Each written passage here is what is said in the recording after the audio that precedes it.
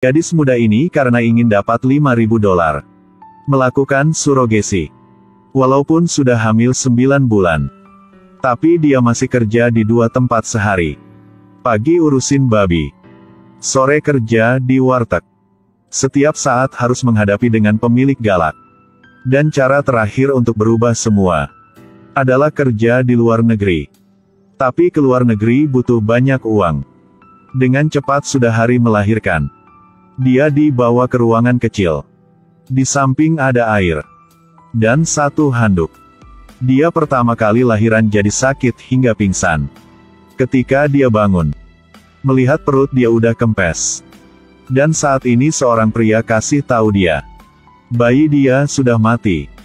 Bayi tidak bisa diselamatkan. Mereka kasih $500 buat dia. Dia sangat santai. Ketika pulang ke rumah terus menangis. Dia menangis bukan karena anak meninggal. Tapi hilang kesempatan untuk berubah hidup yang buruk ini. Besok dia mencari ke rumah orang yang bisa bantu dia ke luar negeri. Tapi dia masih kurang $3.000. Ingin orang ini turunkan harga untuknya.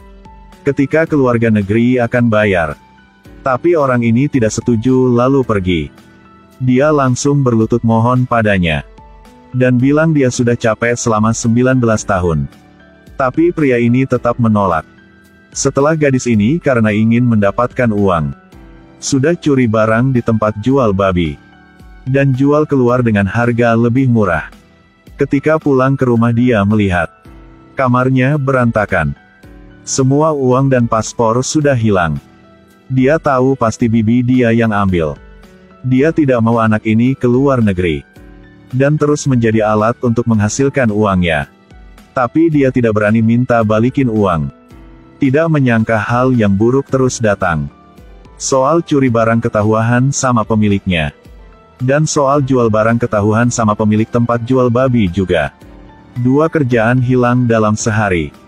Hidup menjadi lebih sulit. Tidak punya pilihan lain dia mencari ke rumah bibi. Bersiap untuk kerjaan yang spesial. Karena bisa hamil. Dia angkat kaki ke atas. Dia ingin menghasilkan $5.000 biar bisa kerja di luar negeri. Tapi semua uang dan paspor sudah hilang. Dia hanya bisa mencari ke rumah bibi untuk kerja seperti itu lagi. Bibi tahu dia baru lahiran. Jadi beli obat bagus buat dia. Dengan cepat antar dia ke ruangan yang gelap. Bibi mencari seorang pria badan gede. 5 detik pria itu keluar.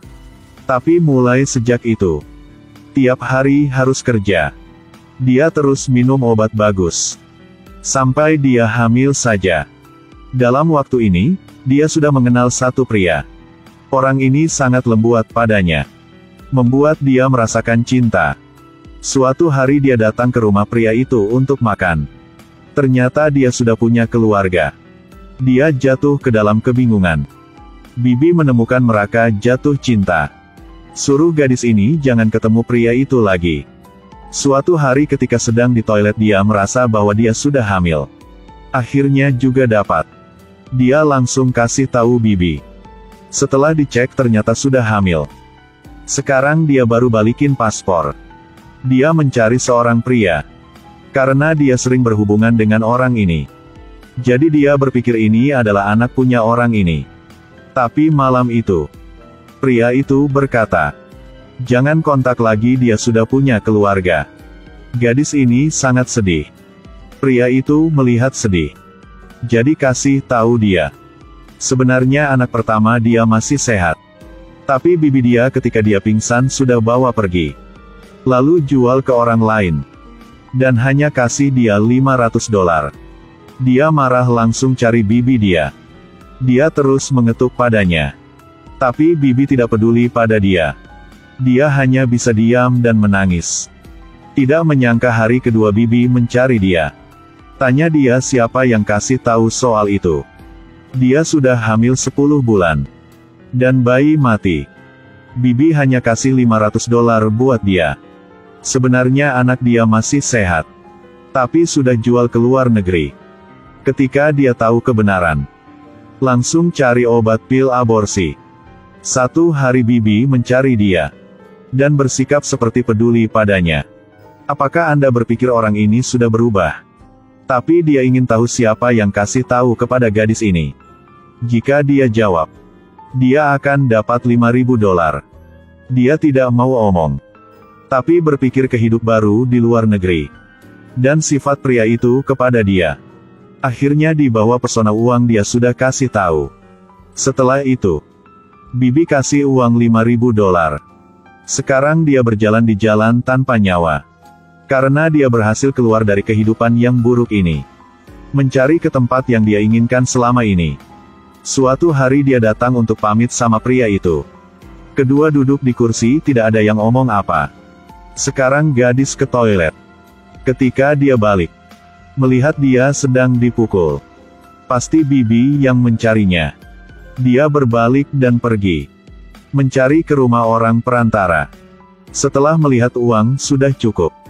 Sudah antar dia. Perantara tidak menipu dia. Dia duduk di mobil untuk keluar negeri. Apakah dia benar bisa keluar negeri? Untuk berubah kehidupan ini.